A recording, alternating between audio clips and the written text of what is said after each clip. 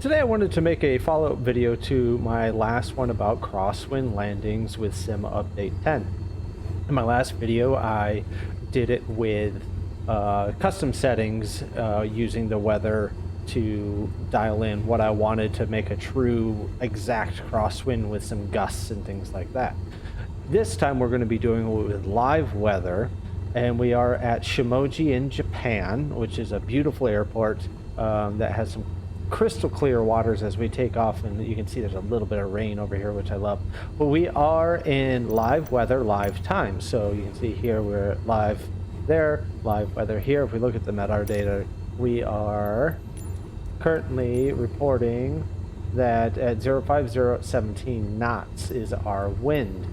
Now that's going to gust a hell of a lot more once we get into the air, and also as we're coming into our approach, and even when we're rolling down the runway, we're going to see this jump around.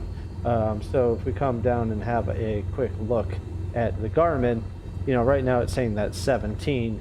It's moving a little bit, but we've got protection from a lot of the sort of trees and stuff that are around us that are keeping it kind of steady. Well, saying that, it just jumped up to 20 odd. Yeah, see, it's still jumping around on us quite a bit. So there is at least a 5 to 6 knot gust happening right now. So we're gonna go ahead and I'm gonna actually bring up my flaps for this because I want to try and get as much speed as possible. We've got a very long runway here. I don't necessarily need the lift. And it will help get that speed up a little bit quicker as we deal with this crosswind.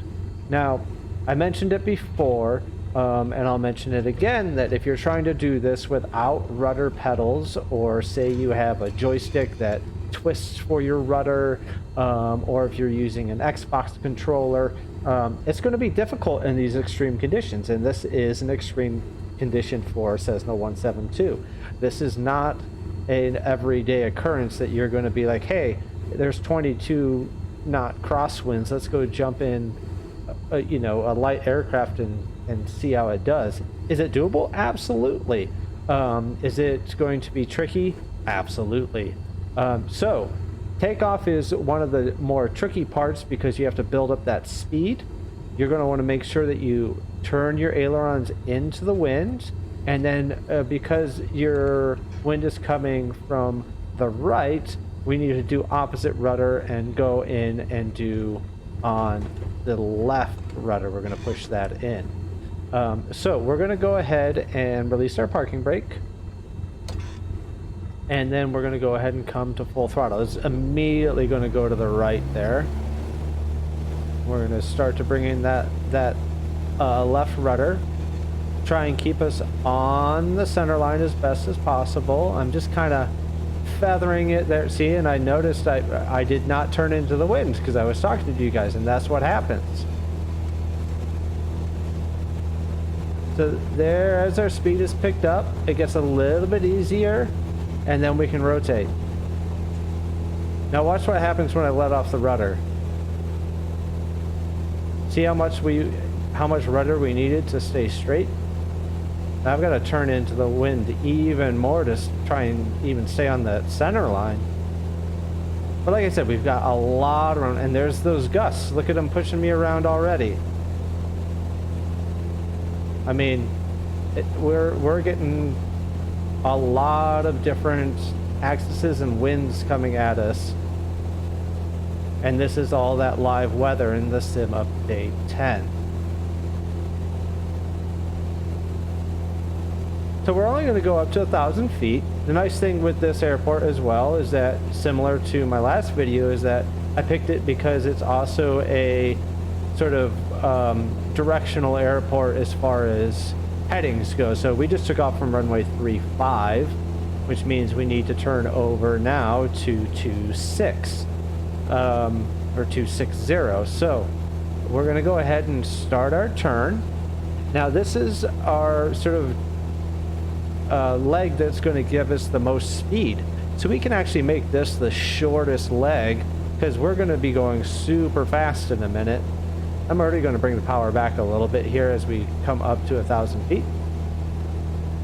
But as we turn over to that 260, you notice now we've got a little bit of a tailwind, and we're showing 105 knots. We're going 125 knots. So we're covering a lot of ground already. So we can go ahead and turn over now to 170. Now I like to sometimes set my heading bugs to what I am turning to in order to have a little bit more of a visual representation. So I just turned that to 170. Now this is where we're going to have a little bit of that crosswind tailwind going on. So it's going to push us a little bit over. I'm just keeping an eye on my altitude. I went about 100 feet over right there, but that's okay. I'm, you know, just doing a demonstration here. You can see I'm turned in a little bit from that 170. And if we look out our window here, you can see we are sort of flying parallel with the runway, even though that we are turned over closer to like 155, 160, so about 10 degrees difference. Now remember, once we pass these numbers here, we're then going to be turning into a headwind, and it's going to take us a little bit longer to get over there. So that's where that wind comes into play. And you can see this whole time I've been fighting those gusts. I mean, we're going anywhere between 15 and 26 knots of wind at the moment, and it's coming from all directions. It's really sort of pushing me around a lot. We'll have a quick look back to see whereabouts we are. That's looking perfect.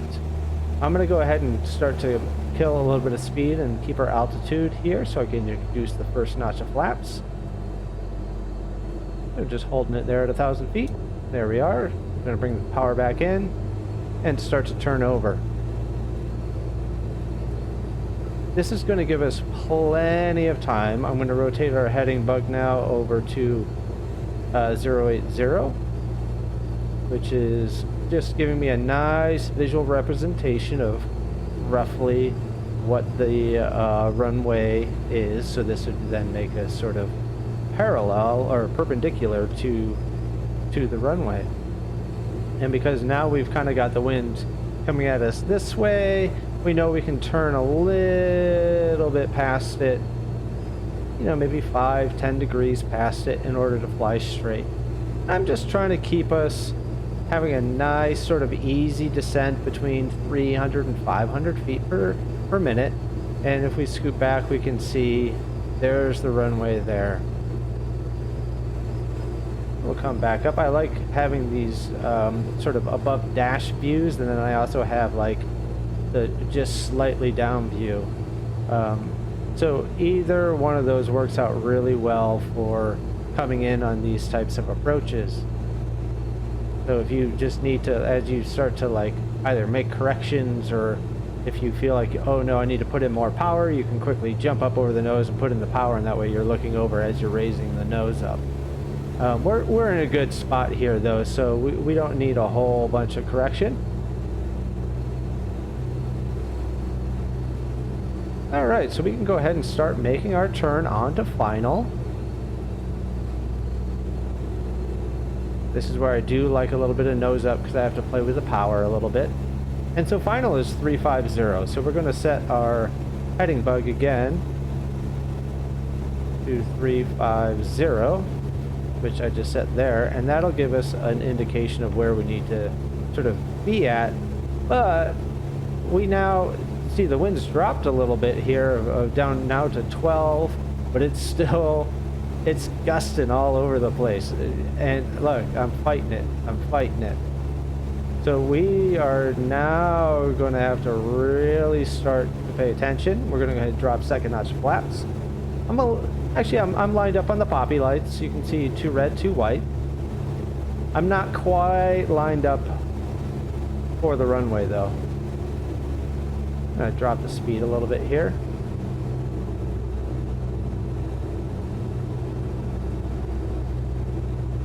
but we're getting all that turbulence, and this is all relatively new for Sim Update 10. And I personally, I love it. This, besides sitting inside a motion, look at that. Besides sitting in like a motion capture cockpit, this is as close as you're going to get.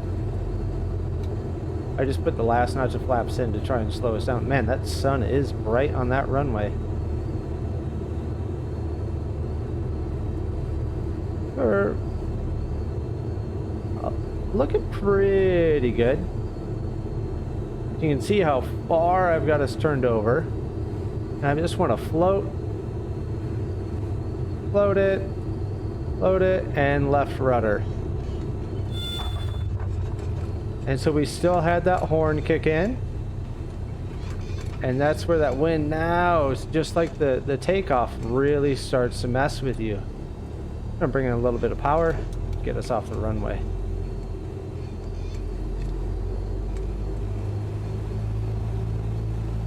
So there you go.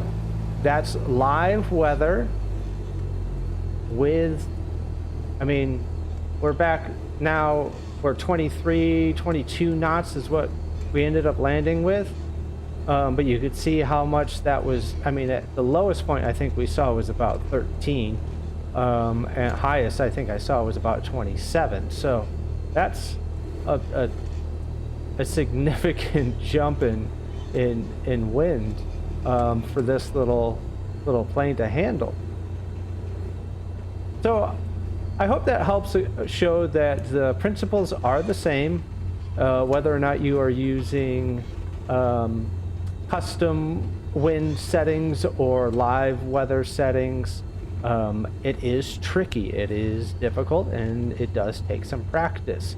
So I hope that you will take this video as an opportunity to try out these areas. And like I said, this is a tricky spot. I had to search for a spot on the world that had enough wind at a crosswind, because believe it or not, airports are designed for the wind conditions that are there to always kind of have a headwind or tailwind, you know, so that way you can land in the direction the wind is coming from.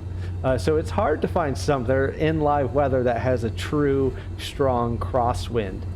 So I think this does a good example, and I hope you enjoyed. Please leave any comments, suggestions, thoughts down below. And until next time, this is Rocket Simulations wishing you happy flights and silky smooth landings. Take care.